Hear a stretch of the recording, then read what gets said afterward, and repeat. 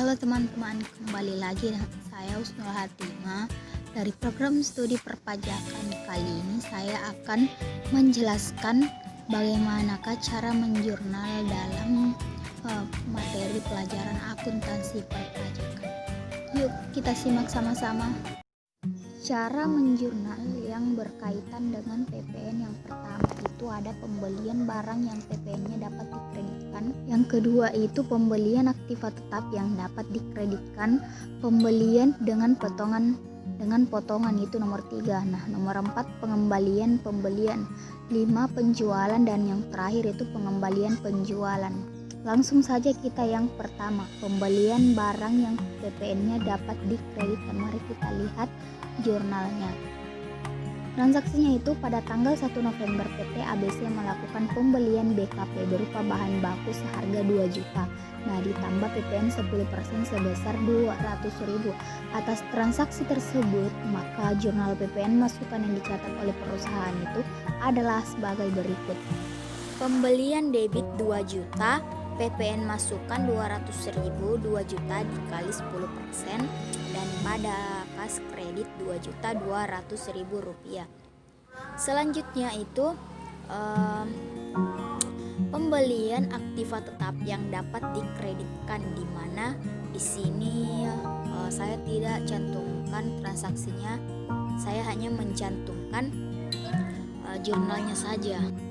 Jurnal PPN masukan untuk pembelian aktiva tetap yang PPN-nya itu dapat dikreditkan pada sisi debit adalah aset tetap PPN masukan debit. Untuk sisi kreditnya itu pada kas. Selanjutnya saya akan bahas pada pembelian dengan adanya potongan. Di sini saya ambil contoh 2, potongan tunai dengan potongan rabat. Pertama-tama saya akan bahas mengenai potongan tunai. Tanggal 2 Agustus 2006, perusahaan membeli barang dagang secara kredit sebesar 1.375.000.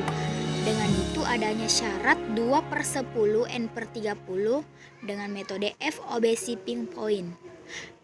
FOB Shipping Point itu merupakan syarat penyerahan barang di mana biaya angkut barang atau biasa yang disebut ongkos kirim serta tanggung jawab atas segala risiko terhadap barang dagang dalam perjalanan dari gudang penjual menuju gudang pembeli merupakan tanggung jawab pembeli. Pertama kita akan bahas mengenai potongan tunai. Tanggal 2 Agustus 2006, perusahaan membeli barang dagangan secara kredit sebesar Rp1.375.000 dengan syarat 2/10 N/30 dengan metode FOB Shipping Point. Pada tanggal 11 Agustus mengembalikan barang dagangannya karena rusak sebesar 150.000 dan pada PPN masukannya itu 15.000 sehingga saldo utang setelah transaksi tersebut adalah 1.347.500, di mana caranya 1.512.500 dikurangi dengan 165.000. Apabila perusahaan membayar utang tanggal 12 Agustus, maka pembayaran utang ini masih pada periode potongan yang diberikan penjual, yaitu sebesar 2% dikali 1.347.500 dengan hasilnya 26.950. Itu adalah potongan pembeliannya. Selanjutnya kita akan jurnal. Bagaimana jurnalnya? Utang dagang debit 1.347.500 debit. Untuk kreditnya itu potongan pembelian yang tadi hasil kalinya tadi 26.950.000. Untuk kreditnya lagi adalah sebesar 1.320.000. Ini adalah transaksi menerima potongan tunai pembelian. Selanjutnya adalah potongan rabat. Jika perusahaan membeli langsung ke pabrik, menurut daftar harga nilai pembeliannya sebesar 5 juta, karena pembelian dalam jumlah besar, perusahaan mendapatkan rabat 30%. Maka harga beli sesungguhnya adalah barang dagang tersebut sebesar 3.500.000 atau 5 juta dikurang 30% dikali 5 juta. Potongan rabat tidak akan dicatat dalam jurnal baik itu pembeli ataupun penjual. Nah, potongan ini hanya digunakan untuk menetapkan harga jual barang dagang yang sesungguhnya. Dengan contoh yang akan di jurnal itu adalah nilai pembelian setelah dikurangi dengan rabat sebesar 3.500.000. Untuk jurnalnya itu pembelian debit 3.500.000 pada kredit utang dagang sebesar 3.500.000. Nah, itu adalah transaksi untuk mencatat pembelian dengan adanya rabat. Selanjutnya kita pindah ke nomor 4, yaitu pengembalian pembelian atau retur pembelian. Pada tanggal 20 November 2018, PT ABC dilakukan retur pembelian atas barang yang berharga sebesar 500.000. Atas transaksi retur pembelian ini, perusahaan mencatat PPN masukan sebagai berikut: utang dagang debit sebesar Rp550.000, kreditnya itu retur pembelian atau persediaan sebesar Rp500.000 pada kreditnya juga PPN masukan yang belum difakturkan sebesar Rp50.000. Rp50.000 didapatkan dari Rp500.000 dikali 10%. Selanjutnya nomor 5, penjualan. Ini penjualan ada dua, penjualan tunai dan penjualan kredit. Sama halnya dengan potongan tadi, potongan adanya rabat dan potongan tunai.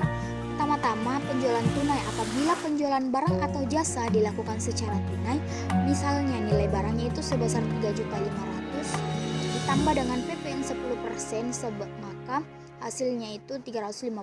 Maka pencatatan jurnalnya itu adalah kas debit 3.850.000, kreditnya penjualan dan PPN keluaran. Penjualannya itu 3.500.000, PPN keluarannya itu Rp350.000. Jika secara kredit pada tanggal 1 November 2018, PT ABC menjual BKP secara kredit seharga Rp3.500.000. Ditambah PPN 10% tadi jadi 350. 3.500.000 itu dikali 10% ya. BKP yang telah diserahkan namun fakturnya belum dibuat, maka jurnalnya adalah piutang dagang pada penjualan dan PPN keluaran yang belum difakturkan. Piutangnya itu 3.850.000, penjualannya kredit 3.500.000 dan PPN keluaran yang belum difakturkan karena fakturnya itu belum dibuat. Jadi dikatakan PPN keluaran yang belum difakturkan. Perbedaannya itu terdapat pada akun debit dan PPN-nya. Kalau akun tunainya itu kas dan kreditnya piutang. Selanjutnya adalah pengembalian penjualan atau retur penjualan sekaligus cara menjurnal yang terakhir. Pada tanggal 20 November 2018 di mana faktur pajak yang belum dibuat, terjadi retur penjualan atas barang yang berharga sebesar Rp500.000.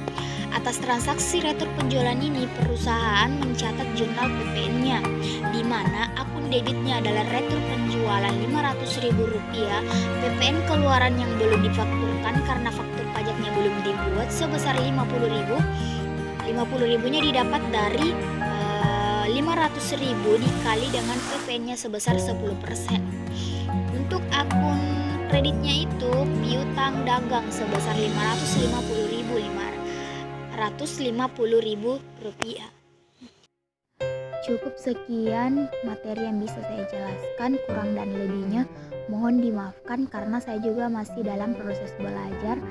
Jadi saya juga belum memahami terlalu banyak tentang materi akuntansi perpajakan dan ini yang bisa saya jelaskan. Semoga teman-teman bisa memahaminya.